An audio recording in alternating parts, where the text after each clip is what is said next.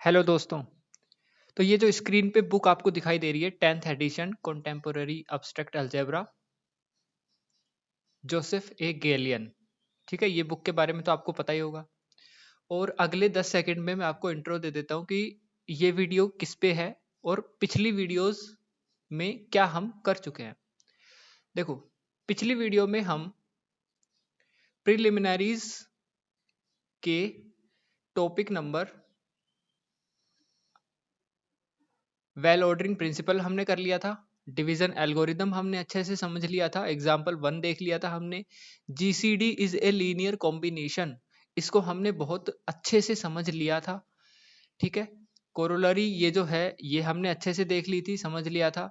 Euclid lemma ये भी हमने अच्छे से समझ लिया था। उसके बाद में फंडामेंटल थ्योरम ऑफ अर्थमेटिक, यहां से हमें शुरू करना था। ठीक है, यहां से हम शुरू करेंगे। ये एलसीएम क्या होता है वो बताएंगे। उसके बाद में एक बहुत ही बेहतरीन चीज जो आपके डेली यूजेस में मतलब डेली आपको बहुत काम आती है, बट आपको पता नहीं है कि कैसे होता है, क्या होता है, वो है मॉड्यूलर अर्थमेटिक।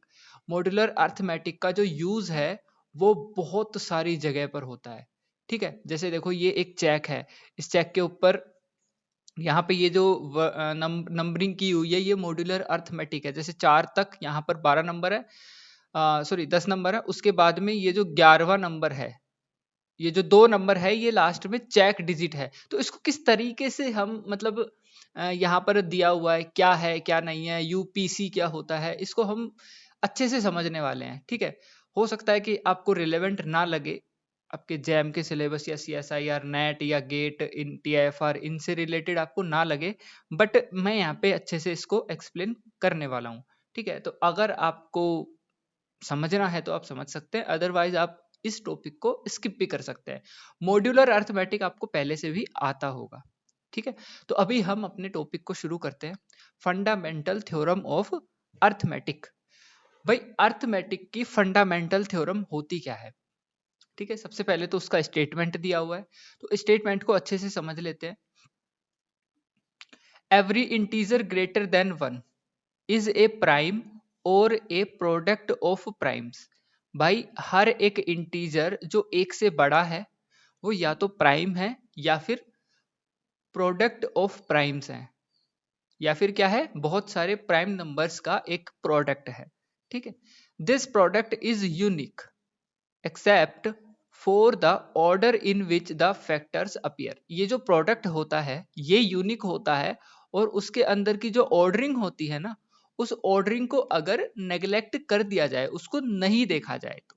ठीक है, ऑर्डरिंग जो होती है उसके अलावा अगर हम देखते हैं एक एक नंबर को, वो जो नंबर उसमें आएंगे वो नंबर यूनिक आएंगे। ठीक है, this product is unique except for the order in which the factors appear. Okay, that is if n is equal to p1 p2 dash dash dash pr। मान लो n आपका कोई number है, वो p1 से लेकर के pr तक के प्राइम नंबर्स का प्रोडक्ट है। ओके, एंड n वही सेम नंबर है और वो Q1 से लेकर के Qs तक के प्राइम नंबर्स का क्या है, प्रोडक्ट है। ओके, नाउ अब आप जब देखोगे यहां पर where P's and Q's are primes, okay, then R is equal to S। ये जो R है ना, जहां तक आपका P जा रहा है वहां तक आपका S भी मतलब Q भी जाएगा। ठीक है, जितने आपके P's होंगे उतने ही आपके Q's भी होंगे। ओके, दूसरी बात, ये जो Q's होंगे वो P's के इक्वल ही होंगे अगर अगर हम रीनंबरिंग कर दें P's की एंड Q's की, या तो आप Q's की रीनंबरिंग कर दो या आप P's की रीनंबरिंग कर दो।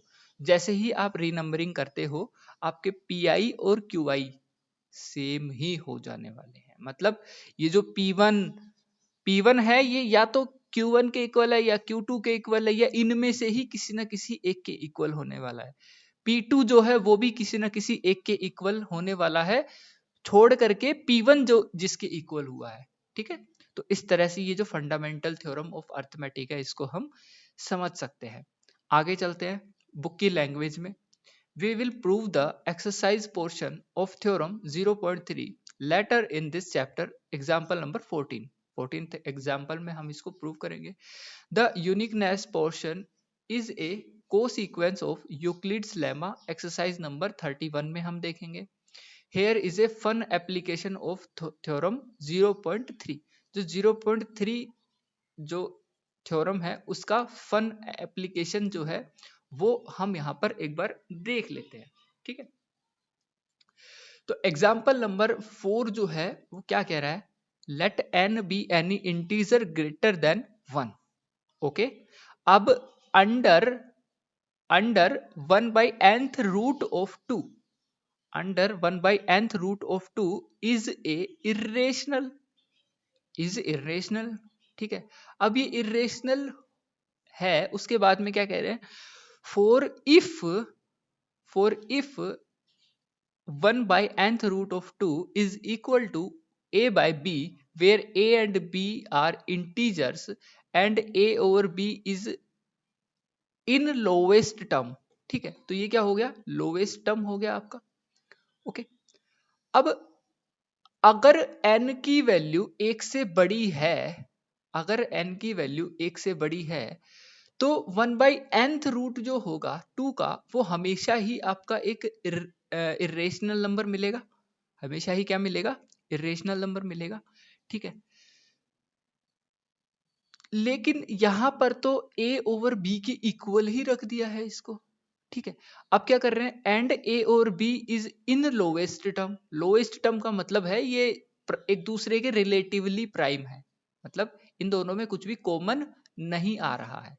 ठीक है, then a power n is equal to 2 into b power n। यहां पर पावर जो है अब यहां पर n लगा दी, दोनों तरफ n पावर लगा दी। ठीक है, by theorem 0.3 we know 2 divides a से a is equal to 2c। अब हम थ्योरम 0.3 की हेल्प से क्या बोल सकते हैं कि 2 जो है आपका a को डिवाइड कर रहा है। यहां से हम बोल सकते हैं 2 ने a को डिवाइड किया और b पावर n, मतलब इंटीजर की पावर एक इंटीजर आपको दे दिया, क्योंकि b क्या है, b भी एक इंटीजर है, n क्या है, n भी एक इंटीजर है। तो इंटीजर की पावर इंटीजर आपको क्या मिलने वाला है, एक इंटीजर ही तो मिलेगा। इंटीजर की पावर इंटीजर आपको एक इंटीजर मिलेगा, ये जरूरी तो नहीं है, क्योंकि माइनस पावर माइनस आ गई तो फिर वो आपको जरूरी नहीं है इंटीजर ही मिलेगा। ठीक है, आगे देखते हैं। से a equal to 2c, a की जगह हमने 2c रख दिया, तो अगर हम a की जगह 2c रखते हैं तो 2 power n c power n is equal to 2 into b power n।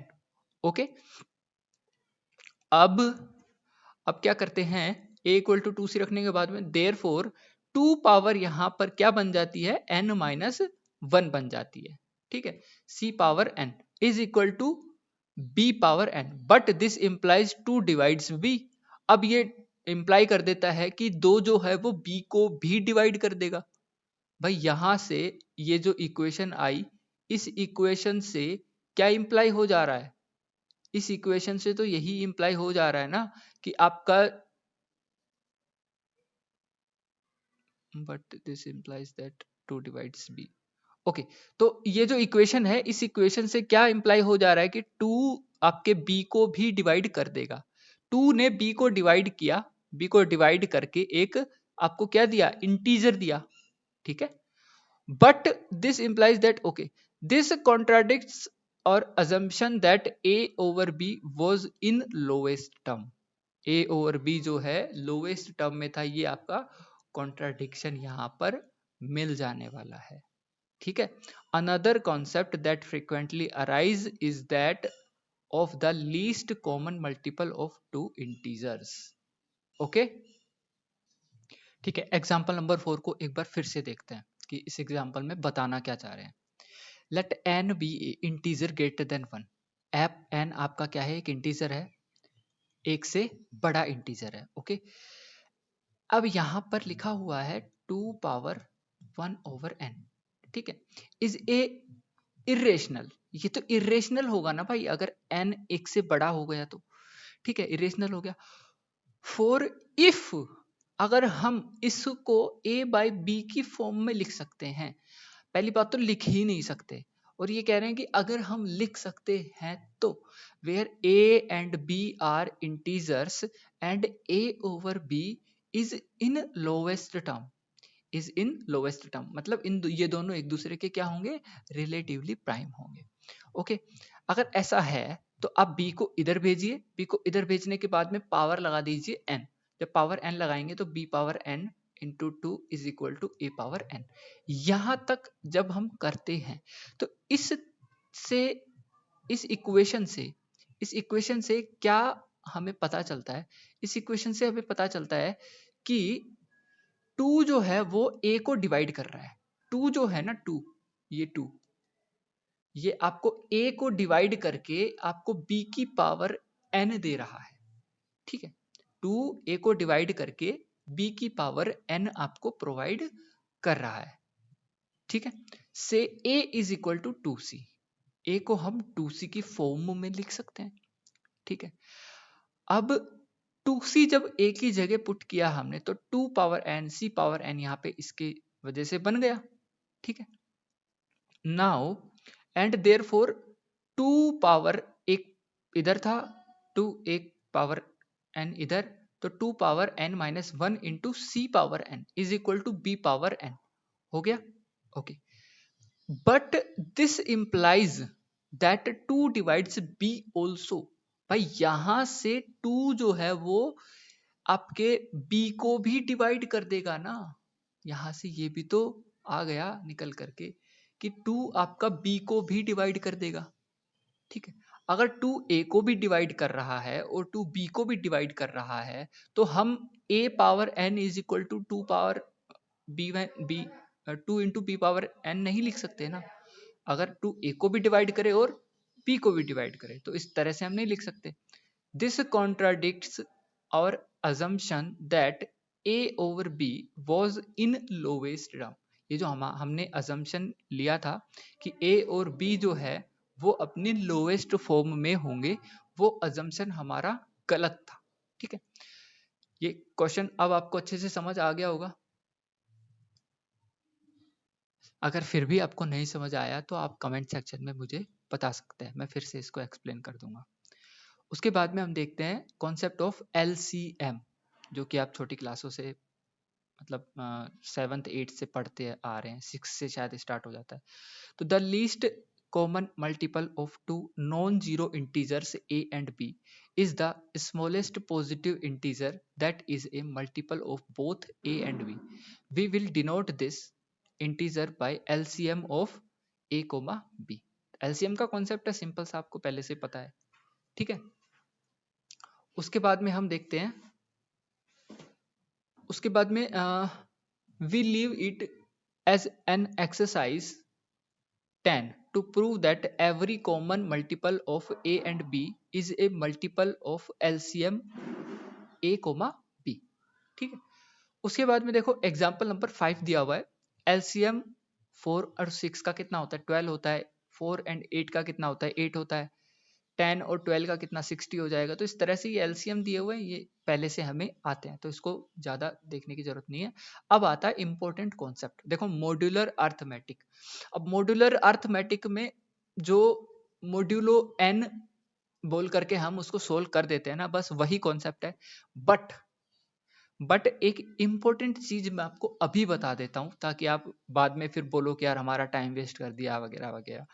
ये जो मॉड्यूलो n वाला ही कॉन्सेप्ट है, ठीक है, मॉड्यूलर अर्थमेटिक। लेकिन इस जैसे देखो ये 3 बोर्ड 2 करके 1 आता है, ठीक है, सिंस 3 को हम 1 इंटू 2 प्लस 1 के फॉर्म में लिख सकते हैं, बस इसी टाइप के इसमें एग्जाम्पल्स होंगे। बट इसके रियल लाइफ में क्या यूजेस हैं, इसके रियल लाइफ में क्या यूजेस हैं वो दे रखे हैं आपके एग्जाम्पल नंबर 6 में, एग्जाम्पल नंबर 7 में, ठीक है। ये एग्जाम्पल नंबर 7 है, कहाँ गया, ये एग्जाम्पल नंबर 7 दिया हुआ है, एग्जाम्पल नंबर 8 दिया हुआ है, ठीक है। उसके बाद में एग्जाम्पल नंबर 9 है। यहां तक आपके जो मॉड्यूलर अर्थमेटिक है उसका रियल लाइफ एग्जाम्पल्स आपको दिए हुए हैं। तो आप यहां तक कॉम्प्लेक्स नंबर जब से मैं स्टार्ट करूंगा तो यहां तक चाहो तो आप स्किप कर सकते हो, या फिर आप पूरे तीनों एग्जाम्पल्स रियल लाइफ में किस तरह से हम मॉड्यूलर अर्थमेटिक को यूज करते हैं उसको आप समझ सकते हो। ठीक है, तो अभी शुरू करते हैं हम एग्जाम्पल। सबसे पहले मॉड्यूलर अर्थमेटिक का मीन क्या होता है, मीनिंग क्या होती है इसकी, समझते हैं इसको। Another application another application of the division algorithm that will be important to us is modular arithmetic. Modular arithmetic is an abstraction मतलब जिसका कोई रूप नहीं होता है। ठीक है, जिसका कोई रूप नहीं होता है। abstraction of a method of counting that you often use। ये क्या है मॉड्यूलर अर्थमेटिक, बेसिकली क्या है, ये एक मेथड है, काउंटिंग करने का ही एक मेथड है। ठीक है, एक बार रुको मैं चेक कर लेता हूँ आवाज ठीक आ रही है ना। ओके, वॉइस अब की बार तो ठीक है, पिछली वीडियो में थोड़ी कम हो गई थी, अभी ठीक है। तो भाई ये जो modular arithmetic is nothing but method of counting that you often use. ये मेथड है काउंटिंग करने का जो हम यूज करते हैं। For example, if it is now September, अभी सेप्टेम्बर चल रहा है, what month will it be 25 months from now. आज से, अभी से अगले 25 महीने बाद में कौन सा महीना आने वाला है, अगर अभी सितंबर चल रहा है तो ऑफ कोर्स इसका जो आंसर होगा हम किस तरह से निकालेंगे भाई। सितंबर के बाद में आप काउंटिंग थोड़ी ना करने बैठ जाओगे, अक्टूबर नवंबर दिसंबर इस तरह से आप 25 तक काउंट करोगे, नहीं ना। आप क्या करोगे भाई, टोटल मंथ्स होते कितने हैं, 12 महीने होते हैं। तो 12 महीने होते हैं आपको पता है पहले से, तो 25 को आप क्या लिख सकते हो, 12 into 2। और 12 into 2 करते ही आप कहां तक पहुंच गए, आप 24वें महीने तक पहुंच गए। 24वां महीना कौन आया, 24वां महीना आया सितंबर, फिर से वही आ गया सितंबर, और उसमें हमने एक और ऐड कर दिया तो 25 महीने आगे पहुंच गए। और जो ऐड किया हमने वो एक था, तो मतलब सितंबर के आगे जो हमें मिला वो था अक्टूबर। then of course the answer is October. But the interesting fact is that you didn't arrive at the answer by starting with September and counting of 25 months. Instead, without even thinking about it, you simply observed that 25 is equal to 2 into 12 plus 1. We can write it like that. Okay, and if and you added 1 month to September. Got it? Similarly, if it is now Wednesday, you know that in 23 days it will be Friday. अगर आज Wednesday है तो 23 दिन बाद में कौन सा दिन आएगा, तो इसको हम किस तरह से निकालेंगे भाई। 23 को आप क्या करोगे, 7 into 3 लिखोगे। क्यों, क्योंकि टोटल डेज कितने होते हैं, टोटल डेज होते हैं 7 के बाद में आपके जो डेज होते हैं वो रिपीट करने लगते हैं। तो रिपीट करने लगते हैं इसीलिए तो आपने 7 के बाद में 3 बार रिपीट किया, 7 फिर 7 फिर 7, मतलब 7 को 3 से मल्टीप्लाई किया। तो 7 को जब आपने 3 से मल्टीप्लाई किया तो आप 21 डे पे पहुंच गए। आप वेडनेसडे से 21 दिन आगे जाओगे तो भी आपको क्या मिलने वाला है, वेडनेसडे मिलने वाला है। अब उसके अंदर क्या ऐड कर दे कि आपको 23 डेज आगे जाना पड़े, मतलब उसमें 2 ऐड कर देंगे हम। क्या ऐड कर देंगे, 2। तो जैसे ही हमने 2 ऐड किया हमें पता चल गया कि वेंसडे में 2 ऐड किया तो क्या मिला हमें, वेंसडे के बाद में 2 ऐड किया तो थर्सडे एंड देन फ्राइडे, तो हमें आंसर मिल जाता है Friday. This time you arrive at your answer by nothing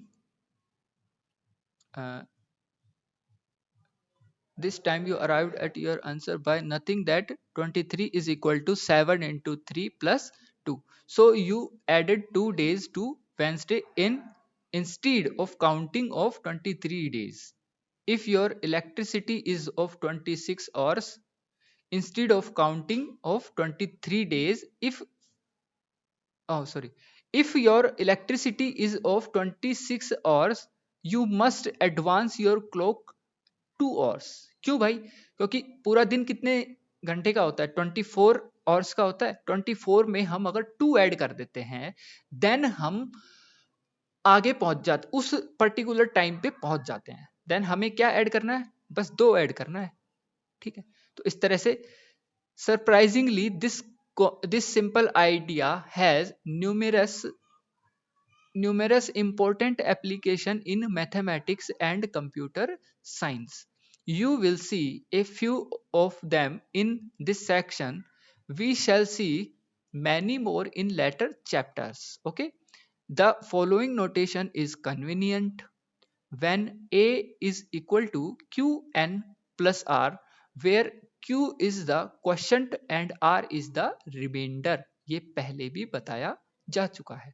okay, Q is the quotient and R is the remainder. Upon dividing A by N, जब आप N को A को N से divide करते हो, अगर आप A को N से डिवाइड करते हो तो आपको Q क्या मिलता है? Q आपको मिलता है quotient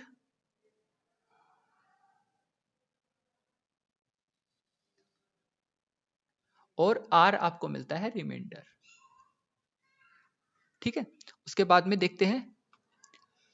okay, right A mod N is equal to R। अब हम क्या करते हैं ना, A mod N लिखते हैं, उसका मतलब होता है मोड्यूलो N। मोड्यूलो N का मतलब होता है कि एक टाइम के बाद में जब कोई रिपीट करता है तो उसको नेग्लेक्ट कर दिया जाए, उसको हटा दिया जाए। ठीक, अब उसको थोड़ा समझने की कोशिश हम यहाँ पर करते हैं, ध्यान से देखना। तो भैया यहाँ पर आपने 3 mod 2 निकालने की कोशिश की, तो 3 mod 2 जब आप निकालोगे तो 3 के अंदर आप 2 का डिवाइड करोगे तो 2 1 जा 2 तक आप पहुंच गए। आपको ऐड क्या करना पड़ेगा भाई? ऐड करना पड़ेगा आपको 1। ऐड क्या करना पड़ेगा आपको? 1।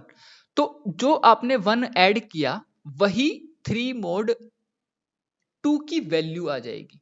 जो आपने 1 ऐड किया है वही आपके 3 mod 2 की वैल्यू आ जाने वाली है। Okay, next 6 mod 2 is equal to 0. Why? Because 6 is equal to nothing but 3 into 2 plus 0। तो 0 आपको ऐड करना पड़ा, यहां पर आपको 1 ऐड करना पड़ा, यहां पर आपको 0 ऐड करना पड़ा। ठीक है, तो 0 आपने ऐड किया तो वही आपके मोड की वैल्यू आ जाने वाली है, वही तो आएगी आपके मोड की वैल्यू। ठीक है, उसके बाद में 11 mod 3 is equal to what? 2।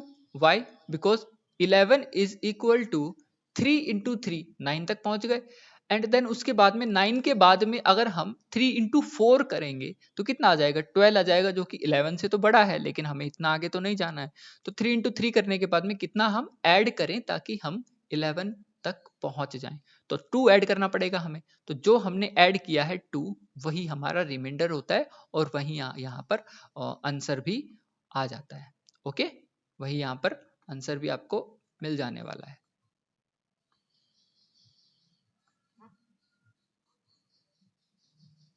Okay, अब देखते हैं 62 mod 85। भाई 62 mod 85, अगर आप 62 में 85 का डिवाइड करते हो तो आपको कितना चाहिए इंटीजर, क्या ऐड करना पड़ेगा आपको? भाई इसको आप कैसा लिख सकते हो? 62 को आपको लिखना है 85 इंटू समथिंग, ये स्टार लगा देता हूं, समथिंग प्लस समथिंग। अब ये समथिंग समथिंग के अंदर आएगा क्या, क्या आना चाहिए? अब देखो 65 जो है उसको आपको मल्टीप्लाई करना है 85 को, ताकि 62 आ जाए। 62 है, सॉरी। अब 62 कैसे लेके आएंगे 85 को? किस इंटीजर से मल्टीप्लाई करें हम? किस इंटीजर से मल्टीप्लाई करें? तो भाई इंटीजर तो एक ही है ना, 0 से मल्टीप्लाई कर दो और 62 ही यहां पर ऐड कर दो। तो 62 ऐड कर देते हैं। जब भी देखो, ध्यान से देखना, जब भी आपका जो a है, ए है वो n से छोटा है और a ओवर n जब हम निकाल रहे हैं और a मोड n जब हम निकाल रहे हैं तो वहां पर जो मोड्यूलो की जो a मॉड्यूलो n की जो वैल्यू है वो आपकी डायरेक्ट a के ही इक्वल हो जाने वाली है। ठीक है, जैसे देखो 62 मोड 85, तो 62 को हम क्या लिख सकते हैं, 62 को हम लिख सकते हैं 0.0 इंटू 85 प्लस 62। तो ये जो 62 हमने ऐड किया यही हमारा आंसर आ जाने वाला है। अब माइनस वाले को देखते हैं। भाई माइनस वाले के अंदर कौन सा वाला बड़ा है, बड़ा तो आपका 15 ही है। 15 है तो यहां पर अब की बार ये वाला कॉन्सेप्ट आपका नहीं लगेगा कि जो छोटा है उसी को एज इट इज लिख दिया जाए, नहीं। अब आप -2 को फॉर्म में लिखोगे, किस फॉर्म में लिखोगे, A Q plus R, A Q plus R, ये वाली फॉर्म आपको बनानी है। Sorry, Q N plus R, A is equal to Q N plus R, ये वाली फॉर्म आपको बनानी है और आर जो आप ऐड करोगे वही आर आपका आंसर आ जाने वाला है। ओके, तो देखो -2 को आप 15 को किससे मल्टीप्लाई करो ताकि आपको -2 मिले। तो भाई सबसे पहले तो आप -1 से इसको मल्टीप्लाई करते हो तो आपको -15 मिलेगा। देन हमें माइनस नहीं करना है, हमें क्या करना है, ऐड करना है। हमें ऐड करना है क्या, 13 ऐड करना है। 13 हम इसमें ऐड कर देंगे तो हमें -2 मिल जाने वाला है। तो ये जो 13 हमने ऐड किया वही इसका आंसर आ जाएगा। In general, if a and b are integers and n is a positive integer, then a modulo n is equal to b. ठीक है, b a modulo n is equal to b modulo n if and only if n divides a minus b. ये क्या कहना चाह रहे हैं कि a modulo n और b मोड्यूलो n ये दोनों एक दूसरे के इक्वल कब होगा, ये तभी इक्वल होगा जब n जो है आपका a और b के डिफरेंस को क्या करता हो, a और b के डिफरेंस को डिवाइड करता हो। डिवाइड करने से मतलब है कि डिवाइड करके आप का जो रिमाइंडर है वो 0 बचता हो। ठीक है, रिमाइंडर क्या होता हो, 0 बचता हो, तभी तो हम बोलते हैं ना प्रॉपरली डिवाइड हुआ है। ओके, अब आगे बढ़ते हैं। आगे देखो, in our application we will use addition and multiplication mode n, modulo n. Okay, when you wish to compute a b mod n or a plus b mod n and a or b is greater than n, it is easier to mod first. For example, to compute 27.36, 27 into 36 का mode 11 हम निकालना चाहते हैं, तो हम कैसे निकालेंगे, we note that 27 modulo 11 is equal to 5 और 36 मोड्यूलो 11 इज इक्वल टू 3। तो 27 और 36 का जो मोड है वो 5 इंटू 3 के मोड के ही इक्वल हो जाएगा। मतलब अगर ये मल्टीप्लीकेशन में है तो हम इसका अलग अलग करके मोड निकाल करके फिर से उसका मोड निकाल सकते हैं। देखो ये इस तरह से, ठीक है, ये देखो 27 और 36 का मॉड्यूलो 11 निकालना है हमें, तो इसका 27 का निकाला, 36 का निकाला, 27 का निकाला 5 आया, 36 का निकाला 3 आया। देन उसके बाद में मोड 11 लगाया, उसके बाद में हमें क्या मिल जाएगा, 5 इंटू 3 मतलब 5 3 जा 15, 15 मोड 11 जब भी हम करेंगे तो हमें 4 मिलेगा। ठीक है, उसके बाद में modular arithmetic is often used in assigning an extra digit to identification number for the purpose of detecting forgery or errors we present to such applications। ठीक है, अब आगे हम इसके एप्लीकेशंस देखेंगे। तो ये जो अर्थमेटिक है, मॉड्यूलर अर्थमेटिक, ये फोरगरी, फोरगरी मतलब जालसाजी, जो जालसाजी होती है, जालसाजी का मतलब होता है जो घपला होता है।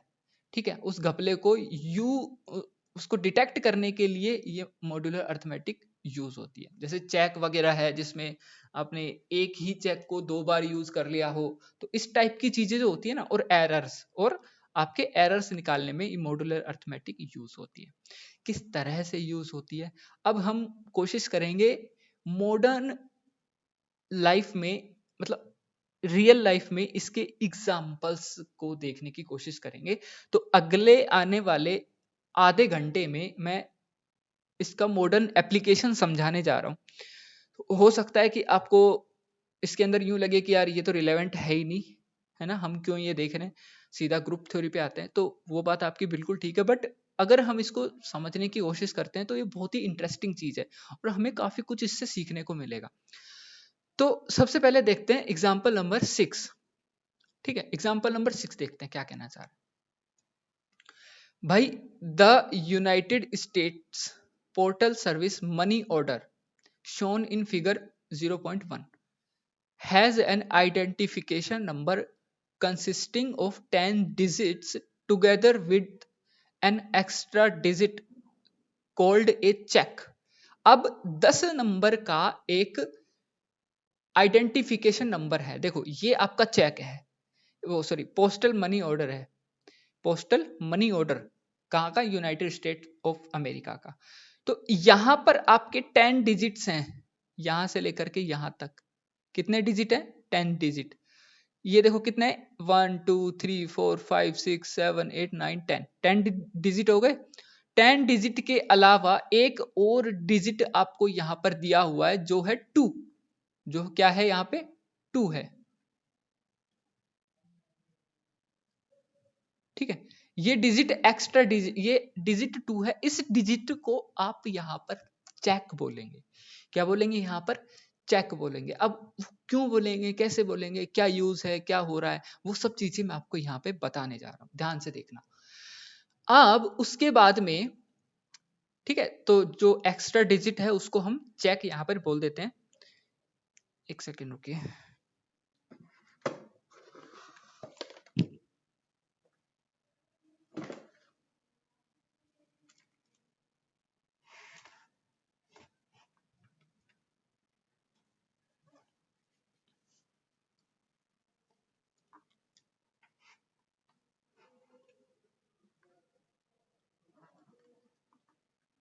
ठीक है, तो देखो एक एक्स्ट्रा डिजिट है, उसको हमने क्या बोल दिया? उसको हमने बोल दिया चेक।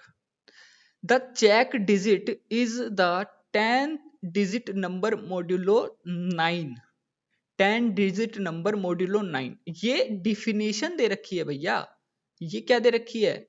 जो आपका चेक डिजिट है उसको लाने के लिए डेफिनेशन आपको यहाँ पर दे दी गई है कि जो 10 डिजिट है वो 10 डिजिट नंबर मॉड्यूलो 9 जब आप कर दोगे तब जाकर के आपको जो चेक डिजिट है वो आपको मिल जाएगा।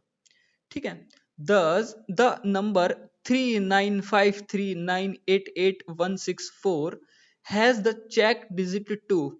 since 39539888164 में मॉड्यूलो 9 जब हम लगाते हैं तो हमें मिलता है 2। अब ये इतनी बड़ी कैलकुलेशन आपको लग रही होगी, बट ये कैलकुलेशन बहुत ही आसान है।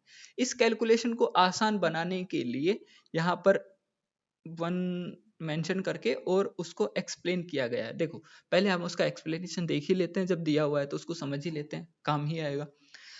The value of n mod n is easy to compute with a computer. ठीक है, कंप्यूटर के साथ में तो बहुत इजी हो जाता है। n equal to 9q plus r where r is the remainder upon dividing n by 9। okay, then on a calculator screen n dividing by 9 appears q into r r r r r q point r r r r। तो इस तरह से जब are आर आर are मिल जाते हैं हमें, तो वो जो आर होता है ना, first decimal digit is take check digit. तो जो फर्स्ट डेसिमल डिजिट जो होता है उसी को हम क्या बोलते हैं? Check digit. किसको बोल देंगे भाई? यहां पर q डॉट आर आर। अब देखते हैं, जब आप 39539888164 डिवाइड करते हो 9 से, तो आपको जो वैल्यू मिलेगी वो वैल्यू मिलेगी आपको 439332018। ये आपको वैल्यू मिल जाएगी। उसके बाद में आपको पॉइंट लगा करके 22222 इस तरह से आपको वैल्यूज मिल जाने वाली है। ठीक है, तो ये जो फर्स्ट आपका डेसिमल डिजिट होगा, ये वाला डिजिट, यही आपका चेक डिजिट होगा। So 2 is the check digit. If n has too many digits for your computer, replace n by the sum of its digit and divide that number by 9। ये देखो कितनी बढ़िया चीज है। अगर ये जो नंबर है वो नंबर आपका बहुत बड़ा हो जाता है, कौन सा नंबर? ये वाला नंबर आपका बहुत बड़ा हो जाता है। किसके लिए? कैलकुलेटर के लिए बहुत बड़ा नंबर हो जाता है, मतलब आपका कैलकुलेटर कैलकुलेट नहीं कर पा रहा है इसको। तो आप क्या कर सकते हो, इस पूरे नंबर के अंदर जितने डिजिट्स हैं उनका सम कर दो, और सम करने के बाद में सम पे लगा दो मोड 9। तो सम पे जब मोड 9 लगाओगे तो भी जब इनका सम करोगे ना, आप 3 प्लस 9 प्लस 5, 3 9 8 8 1 6 4, इनको जब आप ऐड करोगे, सम करोगे, तो आपको 56 मिलेगा। 56 में आप मोड 9 लगाओगे तो भी आपको यहाँ पर 2 ही मिलने वाला है। ठीक है। The value of this number mode 9 can also be computed by searching Google वगैरह। गूगल तो सब बता ही देता है, खैर। ठीक है। तो अभी हम कहाँ थे, यहां तक हमने कर लिया था। So if the number this number was incorrectly entered into a computer, ठीक है, programmed to calculate the check digit, अगर हमें चेक डिजिट कैलकुलेट करना है, तो अगर हम इस नंबर को गलत तरह से फिल कर देते हैं, मान लेते हैं हमने गलत तरीके से इसको फिल किया है, ये जो फोर्थ एंट्री है 3, एक सेकेंड, ये जो यहाँ पे आपको फोर्थ एंट्री दिखाई पड़ रही है, इस फोर्थ एंट्री में,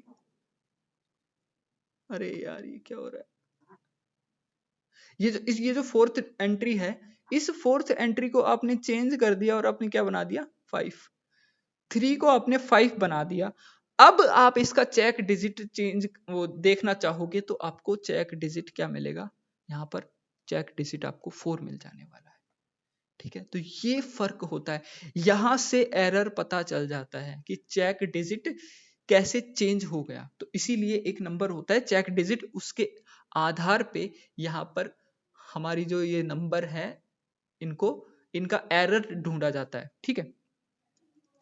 तो एज से कि ये आपने एक एरर वाला नंबर ले लिया जिसके अंदर आपने फोर्थ एंट्री को क्या कर दिया, फोर्थ पोजीशन को आपने चेंज कर दिया, मतलब 3 की जगह आपने 5 कर दिया। ठीक है। The machine would calculate the check digit as 4, जब आप इसका चेक डिजिट नंबर कैलकुलेट करोगे, कैसे, मोड 9 लगा करके। तो मोड 9 लगा करके जब आप इसको कैलकुलेट करोगे तो आपको यहाँ पर चेक डिजिट 4 मिल जाने वाला है। ठीक है। जो रिमाइंडर आपको मिलेगा ना, वो क्या मिलेगा, 4 मिलेगा, मतलब पॉइंट डॉट डॉट डॉट वो पॉइंट आर आर आर आर वो जो मिलेगा आपको 4 मिलेगा।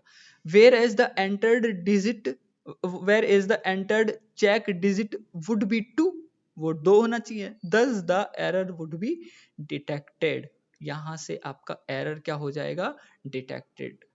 ठीक है। एरर आपका डिटेक्ट हो जाएगा। तो इस तरह से ये जो मॉड्यूलर अर्थमेटिक है वो हमारी रियल लाइफ में इस तरह से काम आती है।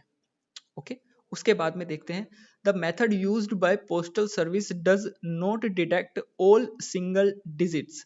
ये जो पोस्टल सर्विस के अंदर जो मेथड हमने यूज किया है ना, ये आपका ऑल सिंगल डिजिट्स को क्या करता है, वो एरर को डिटेक्ट नहीं कर सकता। How ever detection of all However, detection of all single-digit errors as well as nearly all errors involving the transposition of two adjacent digit, adjacent मतलब लगातार चलने वाले digits, मतलब एक के जस्ट बाद में कौन सा आ रहा है, जैसे 3 के जस्ट बाद में 9 आ रहा है ना, तो 3 और 9 क्या हो गए, एडजेसेंट हो गए, 9 और 5 एडजेसेंट हो गए, 5 और 3 एडजेसेंट, इस तरह से। तो सिंगल डिजिट एरर का डिटेक्शन उस मेथड से नहीं हो पाया, तो अब नया एक मेथड आएगा। ठीक है। Is easily achieved. ओके। तो अब हम क्या करते हैं, ट्रांसपोजिशन ऑफ टू एडजेसेंट, अरे यार ये क्या हो रहा है,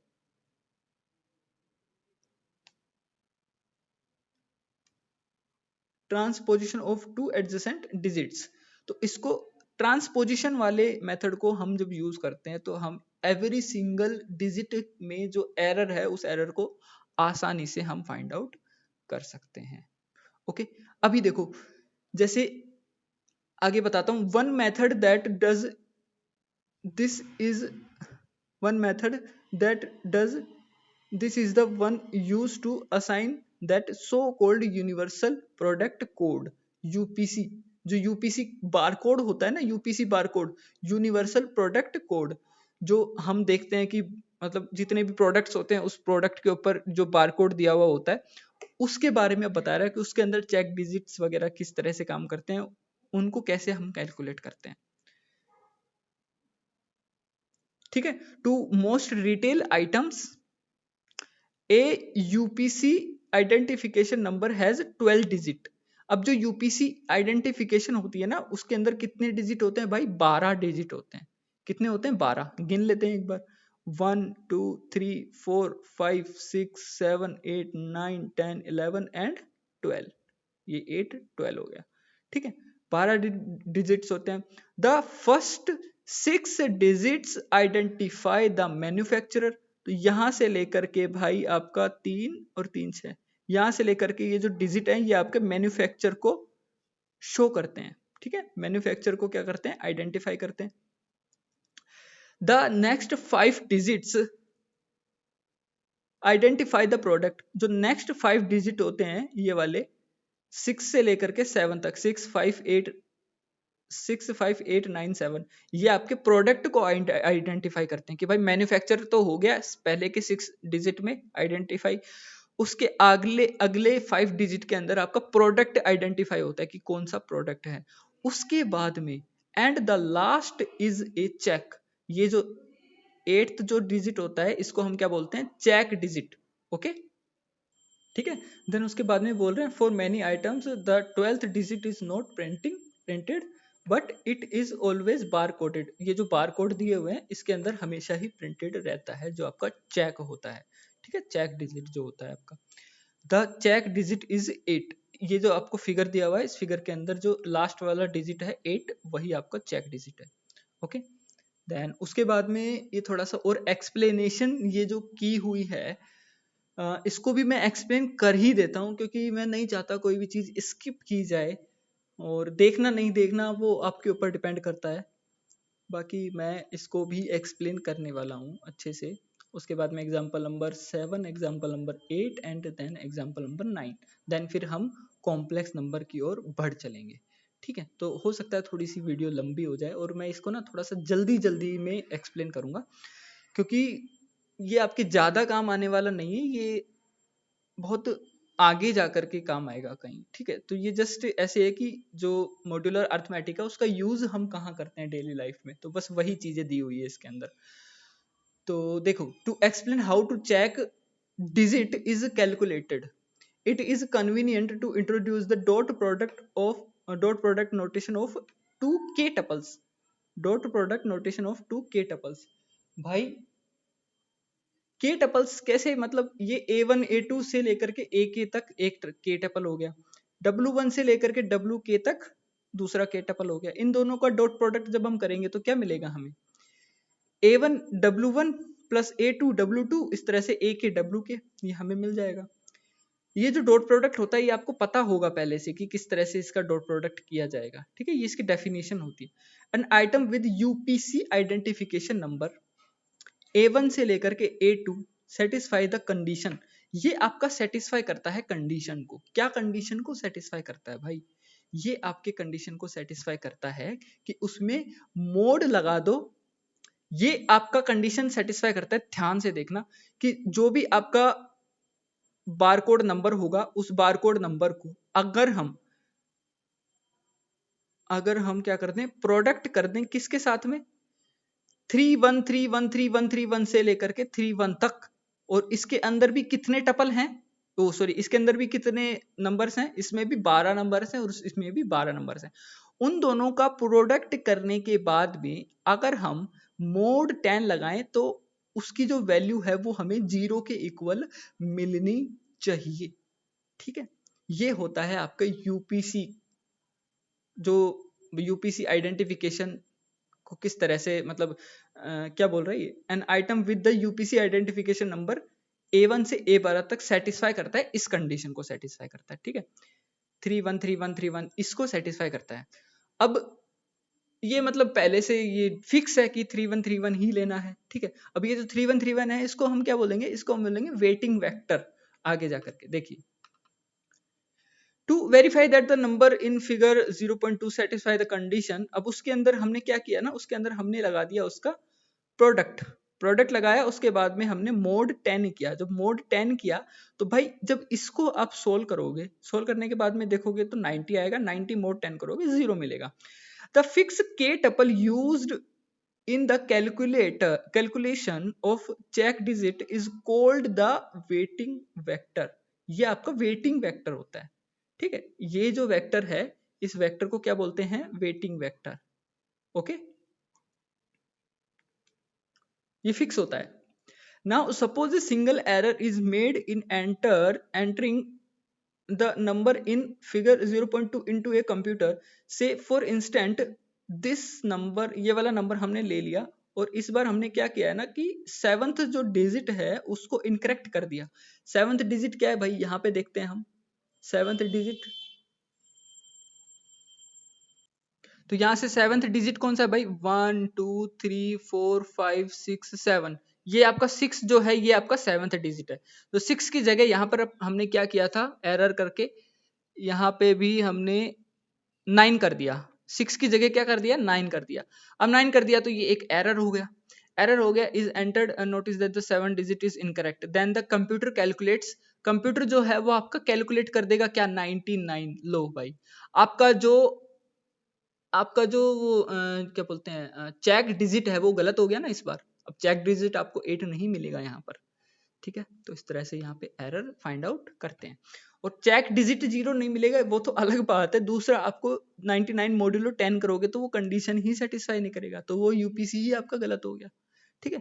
can not be correct, the entered number can not be correct, in can not be correct.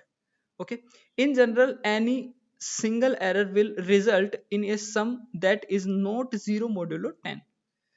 भाई सिंगल एरर जो होता है ना, विल नॉट रिजल्ट, वो आपको रिजल्ट नहीं देगा इन ए सम दैट इज नॉट 0 मोड्यूलो 10 करने पर आपको 0 नहीं देगा भाई, ठीक है। Single error. The advantage of the UPC scheme is that it will detect nearly all errors involving the transposition of two adjacent digits as well as all errors involving one digit। ठीक है, एक digit का error भी ये बता देगा। Adjacent जो digits होते हैं उनका ट्रांसपोजिशन भी ये बता देगा। ट्रांसपोजिशन का मतलब क्या होता है? ट्रांसपोजिशन का मतलब होता है कि अगर आप ए बी लिख रहे हो उसको आप बी ए लिख दो, मतलब इसकी जगह पे ये और इसकी जगह पे ये, इस तरह से आप कर दोगे तो उसको ट्रांसपोजिशन बोलते हैं। तो आपने अगर दो एडजेसेंट डिजिट्स का ट्रांसपोजिशन किया तो वो भी डिटेक्ट कर देगा यूपीसी जो है। और आपने अगर सिंगल डिजिट में एरर किया है तो वो भी डिटेक्ट कर देगा, ठीक है, यूपीसी। अब आगे क्या बोल रहे हैं? given the entered as okay for doubters, जिनको डाउट है उनके लिए let us say that the identification number given in figure 2 is entered as, ये वाला नंबर आपका entered है, ठीक है।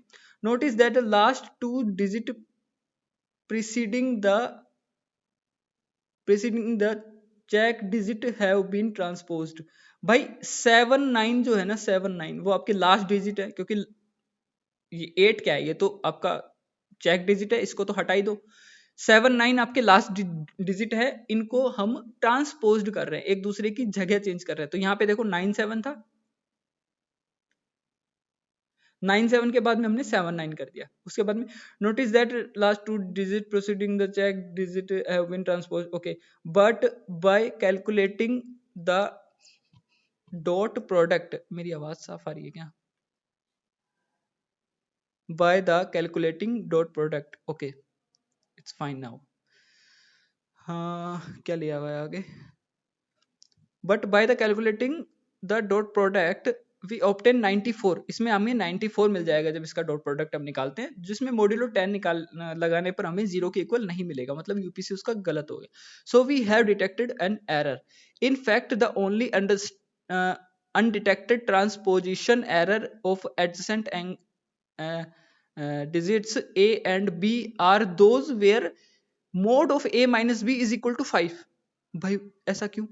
भाई मोड आपका a माइनस बी जो है उसका मोड मतलब उसका मॉड्यूलस वैल्यू मतलब उसका मैग्नीट्यूड, मतलब a और b के बीच का जो डिफरेंस है वो पॉजिटिव डिफरेंस अगर आपका 5 के बराबर है तो हम यहाँ पर जो एरर है उसको डिटेक्ट नहीं कर पाएंगे।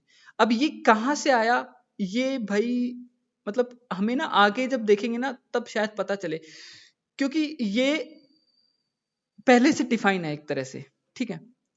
अब पहले से डिफाइन है, उसको हम यूज यहां पे कर रहे हैं, तो ध्यान से देखना। अब आपने क्या किया है ना, to verify this we observe that a transposition error of the form a1 a2 ai a1 ठीक है, इस तरह से हमने कर दिया। अब ai+1 जो है उसको हमने पहले ले लिया, ai को हमने बाद में ले लिया। यहां पे देखो हमने ट्रांसपोज कर दिया i और i+1 को ट्रांसपोज कर दिया। एक सेकेंड रुकिए, ठीक है, ट्रांसपोज कर दिया। उसके बाद में is undetected if and only if, ये अनडिटेक्टेड होगा अगर और केवल यदि, और केवल यदि। ऐसा कब होगा, ऐसा तब होगा जब आप इस नंबर का 3131 इसके साथ में, ये जो आपका वेटिंग वेक्टर है इसके साथ में डॉट प्रोडक्ट करते हैं और मोड लगाते हैं तो आपको 0 मिल जाए। इसका मतलब क्या है भाई, इसका मतलब है कि आप ओरिजिनल जो आपका यूपीसी कोड है उसके साथ में वेटिंग वेक्टर का डॉट प्रोडक्ट करो, तो आपको वेटिंग वेक्टर का डॉट प्रोडक्ट करने के बाद में जो मॉड्यूलो 10 निकालो, वो जो वैल्यू आए, और जो ओरिजिनल बार को ओरिजिनल यूपीसी जो कोड था आपका, उसके अंदर आप ith एंट्री को i+1th एंट्री के साथ में ट्रांसपोज्ड करने के बाद में जो आपका कोड बनेगा, उस कोड को वेटिंग वेक्टर के साथ में डॉट प्रोडक्ट करने के बाद में आप मोड 10 की वैल्यू निकालो, तो दोनों इक्वल आने चाहिए, तब जाकर के आपका एरर जो है वो अनडिटेक्टेड रहेगा। इसके अलावा आपका एरर कभी भी अनडिटेक्टेड नहीं रहने वाला है। ओके, तो ये यहाँ पे बताने की कोशिश कर रहे हैं। This inequality simplifies to either, ये ना इस inequality, oh sorry, this equality simplifies to either 3ai+1 plus ai mod 10, या तो इसके इक्वल हो, क्योंकि देखो हमें ना इन इसको ही तो ट्रांसपोज किया है ना हमने, इन दोनों को ट्रांसपोज किया है, तो सिर्फ इन दोनों को ही ले लो। इन दोनों को जब आप लोगे तो आप 3 1 के साथ में ले लो, इन दोनों को, इन दोनों को जब 3 1 के साथ में लोगे तो एक बार 3 1 के साथ पे आ जाएगा, एक वापस से आप 3 1 के साथ में लोगे, फिर वापस से आप 3 1 के साथ में लोगे, तो पहले वाले में क्या आएगा ai+1, फिर ai, दूसरे वाले में क्या आएगा ai आ जाएगा 3 के साथ में, और फिर ai+1 आ जाएगा। तो दोनों में मोड 10 लगाने पर वैल्यूज क्या होनी चाहिए, सेम होनी चाहिए, तभी जाकर के आप एरर जो है डिटेक्ट नहीं कर पाएंगे। ओके, या फिर आप 1 3 ले लो, इसमें भी 1 3 लगा दो, इसमें भी 1 3 लगा दो, आपको रिजल्ट सेम ही मिलने वाले हैं। ओके, और आप क्या कर सकते हो, यहाँ पे 1 3 लगा सकते हो, बता ही दिया। Depending on whether i is even और odd, both cases reduce to 2 into ai+1 minus ai। अगर ai+1 minus ai को 2 से मल्टीप्लाई कर दे और मोड 10 लगा दें तो उसकी वैल्यू आपको 0 मिलनी चाहिए, ठीक है, इसमें रिड्यूस हो जाना चाहिए। ऐसा क्यों हो जाना चाहिए भाई, ऐसा इसलिए हो जाना चाहिए क्योंकि आपने ai+1 और ai के बीच के गैप को आपने स्टार्टिंग में ही 5 बता दिया था, कि अगर इन दोनों के बीच का गैप जो है वो 5 के इक्वल आ जाता है तो आपका एरर डिटेक्ट नहीं हो पाएगा।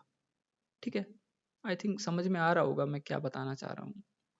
ठीक है, अगर नहीं भी आ रहा है तो कोई दिक्कत नहीं है, ये कुछ बहुत ज़्यादा मतलब एग्जाम से रिलेटेड नहीं है। ठीक है, उसके बाद में ठीक है, इफ आपकी ये कंडीशन दी हुई थी, मैं सोच रहा हूँ कि इसके बाद में ये जो दिया हुआ है ये आपके इतने ज़्यादा काम का नहीं है, तो इसको फिर स्किप ही कर दिया जाए, क्योंकि यार ऐसा नहीं है कि सिर्फ पहले ही इसी चैप्टर में ऐसी चीज़ें हैं, बहुत सारे चैप्टर्स में आपको ऐसी चीज़ें देखने को मिलेंगी जो हमारे बहुत ज़्यादा काम की नहीं है, तो उनको स्किप करते हुए चलना, या फिर एक बार मैं मतलब आपसे पोल करवा करके पूछ लूँ कि क्या हर चीज करवानी जरूरी है, या फिर आपके एग्जाम पॉइंट ऑफ व्यू से सिर्फ काम की चीजें ज्यादा देखनी जरूरी है। मैं ओवरव्यू थोड़ा थोड़ा देते हुए चलूंगा, बट बहुत डीप में जब सारी चीजें करवाएंगे ना तो फिर टाइम भी बहुत ज्यादा लग जाने वाला है, तो फिर मैं इसको ना यहीं पर दी एंड करता हूँ।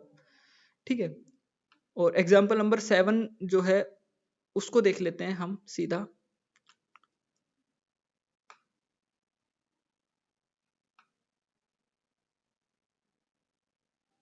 चलिए देख ही लेते हैं यार, इसके अंदर कुछ ऐसा है नहीं, छोड़ो यार उसको, वो ज्यादा इंपॉर्टेंट नहीं है, हमें हमारा टाइम भी बचाना है। तो अब देखते हैं एग्जाम्पल नंबर 7। एग्जाम्पल नंबर 7 क्या कह रहे हैं, consider the statement the sum of the cubes of any 3 consecutive integers is divisible by 9। भाई पहला n cube plus n plus 1 cube plus n plus 2 cube, और इसके बाद में आपने मोड 9 लगा दिया, ठीक है, और मोड 9 लगाने पर आपको 0 मिलना चाहिए। इस स्टेटमेंट को आप कंसीडर करने के लिए कह रहे हैं, ठीक है। is true for all integer n because of properties of modular arithmetic.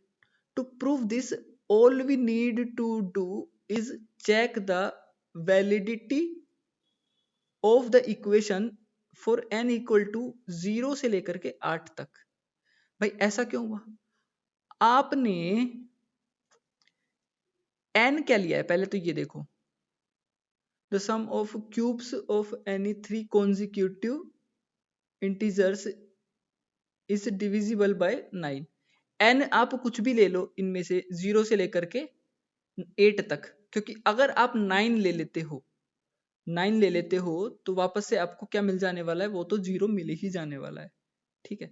But आप 0 से 8 तक आप कोई भी इंटीजर यहाँ पर ले लेते हो, उसका आप क्यूब करके देखते हो, तो आपको हमेशा ही जब मोड 9 करोगे तो आपको हमेशा ही 0 मिलेगा, हमेशा ही, ठीक है।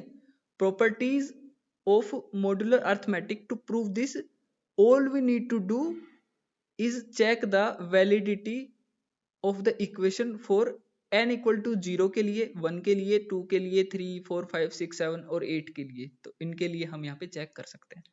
modular arithmetic is occasionally used to show that certain equations have no rational number solutions, okay। We use mode 4 arithmetic to show that there are no integers x and y such that x square minus y square is equal to 1002। To see this, suppose that there are such integers, ऐसे कोई integers exist नहीं करते ना जिनका square करके minus करने पर आपको 1002 मिल जाए, ठीक है। इसको हम शो करने के लिए, हम क्या करेंगे, मोड 4 का यहाँ पे यूज करेंगे। Then taking both side mode 4, there is an integer solution to x square minus y square mod 4 is equal to 2। तो इसको हम 2 के साथ में मोड करेंगे तो 1000 तक तो यहाँ पे क्या हो गया, 1000 तक तो यहाँ पे 1000, रुको 2 ही मिलेगा ना एक्स्ट्रा में, रुको एक सेकंड देखते हैं। 4 4 2 जा 8 2 4 5 जा 20 एंड 0, ठीक है, ठीक है, ठीक है। तो आपको क्या मिलेगा, यहाँ पे 2 मिल जाएगा। जब आप मोड 4 लगाओगे तो यहाँ पे आपको क्या मिल जाएगा, 2 मिल जाने वाला है, okay. Note that for any integer n, if n mod 4 is equal to 0, n mod 4 is equal to 0 or 2, then n square mod 4 is also equal to 0। and if n mod 4 is equal to 1 and 3, and n mod 4 is equal to 1 or 3 mod 4,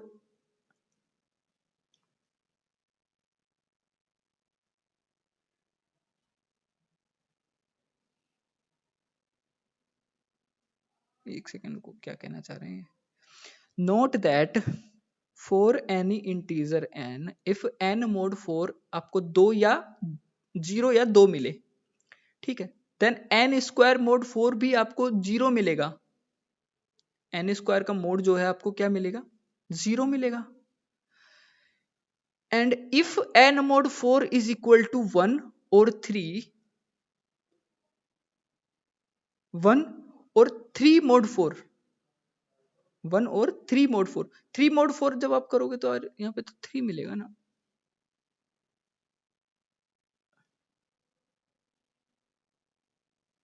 एक second को, ठीक है, यहाँ पे type हो रखा है, यहाँ पे मोड 4 डबल बार लगा दिया इन्होंने। अगर आप n मोड 4 1 या 3 मिलता है अगर आपको, तो n स्क्वायर का मोड 4 करोगे तो आपको 1 मिलेगा, ये बताना चाह रहे हैं। n मोड 4 अगर आपको 1 और 3 मिलता है मोड 4 लगाने पर, तो n स्क्वायर का मोड 4 करोगे तो आपको 1 मिलेगा। But then the only difference of the square of integers modulo 4 are 0, modulo 4 are 0 1 and -1 is equal to 3, which gives a contradiction। क्योंकि यहां पर जब भी आप ऐसा करोगे तो आपको जो इंटीजर्स मोड्यूलो 4 का जो डिफरेंस है ना, difference square of integers modulo 4, उसका जो डिफरेंस है वो आपको या तो 0 मिलेगा या 1 मिलेगा या -3 मिलेगा। ओ सॉरी, या तो 0 मिलेगा या 1 मिलेगा या -1 मिलेगा, ठीक है। जो कि आप इनका डिफरेंस अगर करते हो तो वो आपको 3 के इक्वल मिलता है।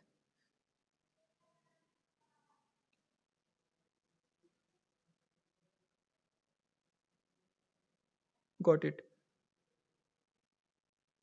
तो यहां से तो भाई काम नहीं बनेगा, ठीक है। तो ये क्या मिल गया हमें, एक कॉन्ट्राडिक्शन यहां पर हमें ये मिल जाने वाला है। तो इस कॉन्ट्राडिक्शन की वजह से हम ऐसा नहीं बोल सकते कि x और y आपका क्या एग्जिस्ट करेंगी, ऐसे इंटीजर्स एग्जिस्ट करेंगे ताकि उन दोनों का स्क्वायर करके माइनस करने पर 1002 आपको मिल सके, ठीक है।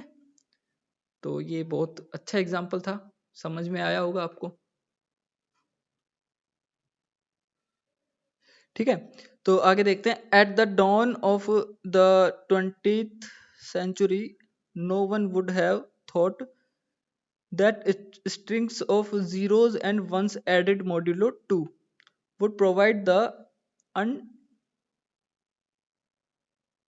undeprening।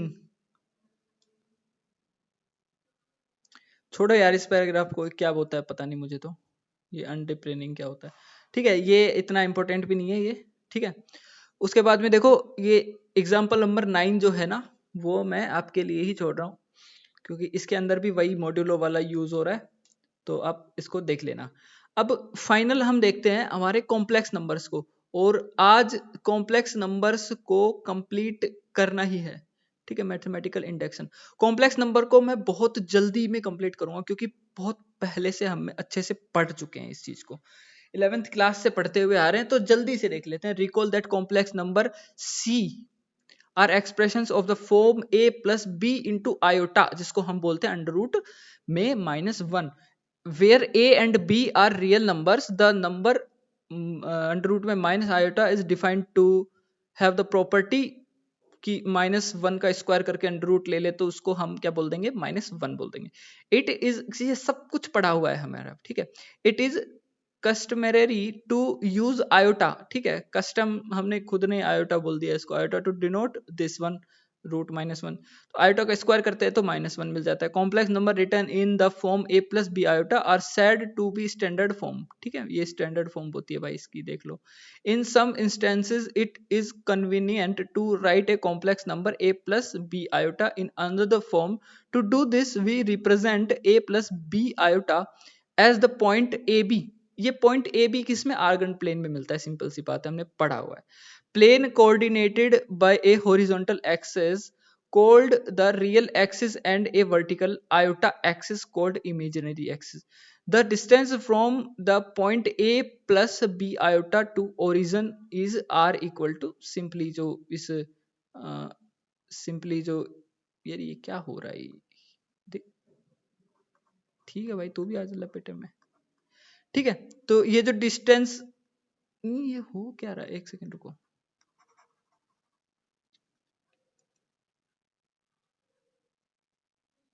r is equal to b square under root a square plus b square, क्या होता है ये, इसके मैग्नीट्यूड की वैल्यू होती है, ठीक है। तो ये आपके वेक्टर की क्या बताता है, ए प्लस बी आयोटा जो पॉइंट है ना, उस पॉइंट की डिस्टेंस बताता है ओरिजिन से, ठीक है।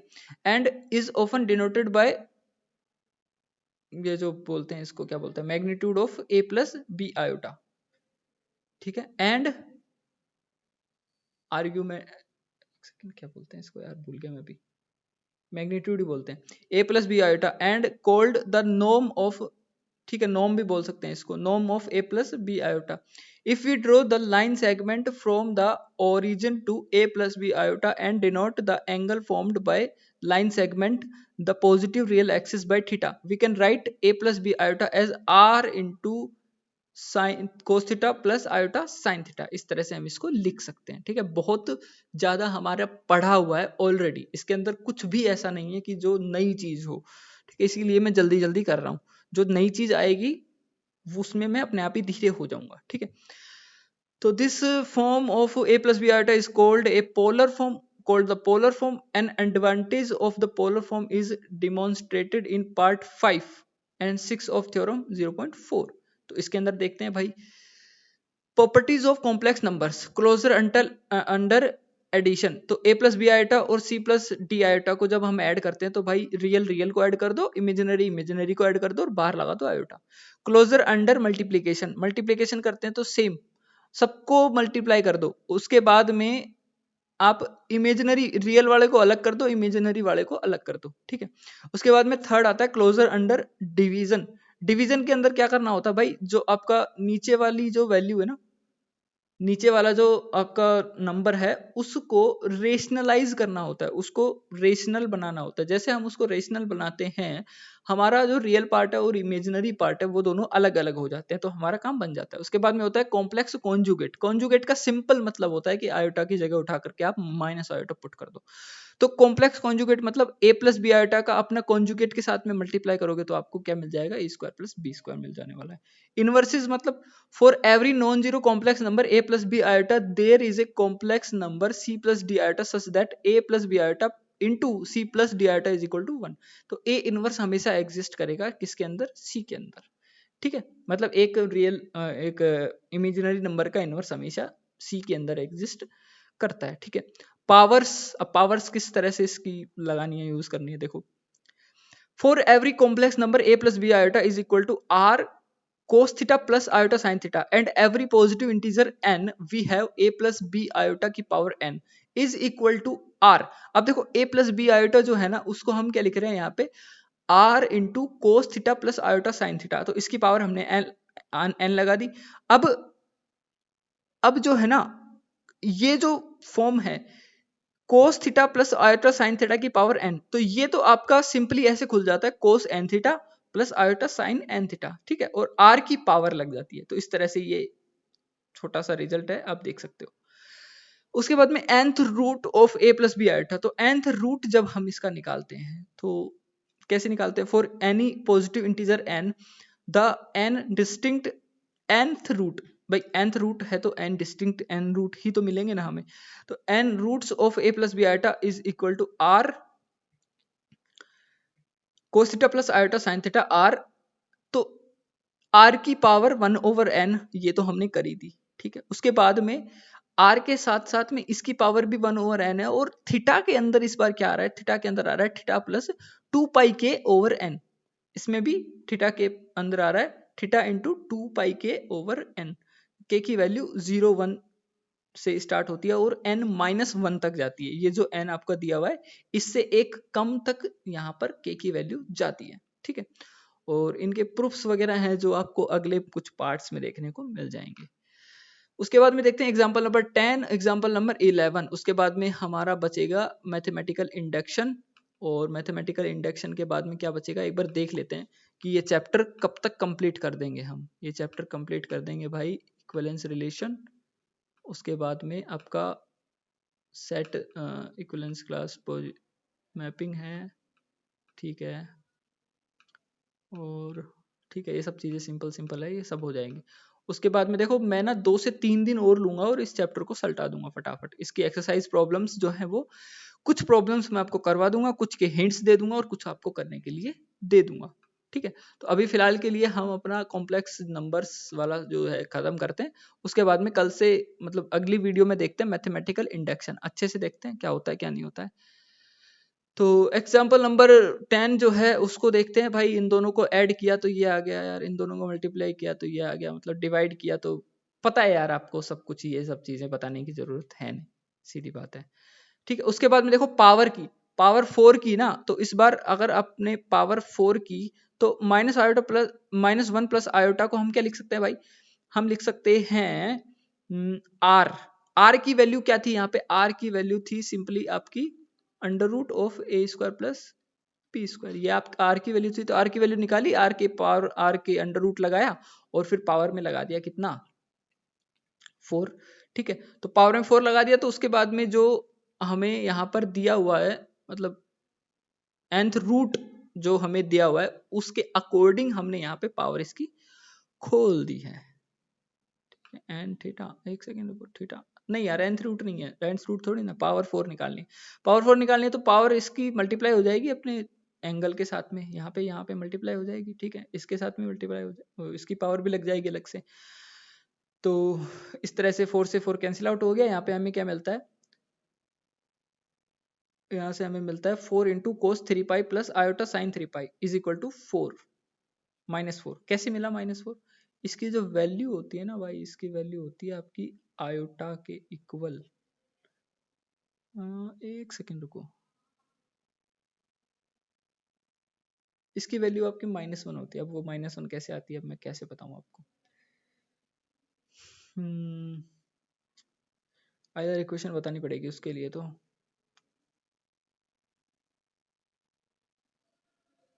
वैसे आयलर इक्वेशन से भी कर सकते हैं, अदरवाइज आप यहाँ पे देखोगे तो 3 पाई की वैल्यू तो ये 0 हो जाएगी। यहाँ पे कोस 3 पाई, जो कोस ओड पाई, ओड पाई कितना होता है भाई -1 होता है, तो यहाँ से -4 आपको मिल जाने वाला है। The 3 cube roots of iota is equal to cos pi by 2 plus iota sine pi by 2। कैसे लिख सकते हैं भाई, साइन पाई बाय 2 तो आपका 1 मिल जाएगा, तो आयोटा मिल जाएगा, कोस पाई बाय 2 आपका 0 हो ही जाता है, सिंपल। इसको हम क्या लिख सकते हैं, कोई cos pi by 6 plus iota pi sine pi by 6, इसको क्या लिख सकते हैं, √3/2 प्लस 1/2 आयोटा।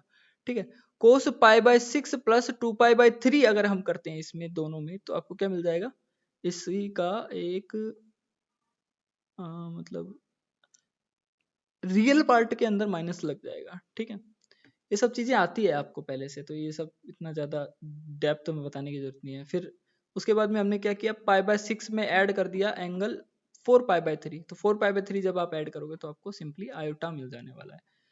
तो ये सब चीजें खत्म होती है। अब अगले वीडियो में हम देखेंगे मैथमेटिकल इंडक्शन, फर्स्ट प्रिंसिपल देखेंगे, उसके बाद में इसका सेकंड प्रिंसिपल देखेंगे। ठीक है, डी मोरवियस थ्योरम वगैरह ये सब चीजें हम डिटेल से देखेंगे। ठीक है, ये कॉम्प्लेक्स नंबर था तो ये पहले से आता था, इसलिए इसको थोड़ा फास्ट फॉरवर्ड कर दिया मैंने। और तब तक के लिए बाय बाय। और एक चीज और बता देता हूँ कि आपको कुछ चीज नहीं समझ में आ रही, कुछ चीज ऊपर से जा रही है, कुछ स्किप हो रहा है, लेकिन आपको समझना है तो आप कमेंट सेक्शन में बता सकते हैं। ठीक है, बाकी मैं पोल करके भी आपसे पूछता रहूंगा। तो अभी के लिए इतना ही, थैंक यू, बाय बाय, पढ़ते रहिए।